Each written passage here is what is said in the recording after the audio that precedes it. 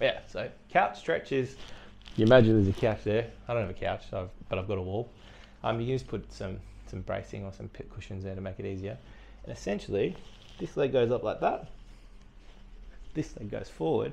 And then by coming back, I'm stretching my hip flexor, but I've got tension all the way through the fascia from my foot, through my shin, through the front, and then coming up into my hip flexor. And then I'm trying to get my body back as close as I can to the wall or the couch.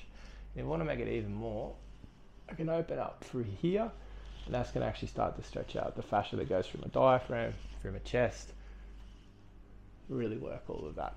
If you're feeling really good with that, the more advanced version, you'll see it kind of like more martial arts classes or even yoga. They do it a fair bit. You start seated like that, so that's already stretching through here. And then the idea is you're able to come back. You might be able to, once again, if you've got a couch you can lean on.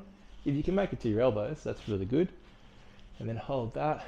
That'll open up the hip flexors and the fascia. But the goal is to be able to get all the way up and down like this. So that's stretching the fascia all the way in the muscles through the front of the shins, helping my ankles, helping my knee, helping all of my quads, into my hip flexors, coming through the fascia into the diaphragm, then open my neck into my arms.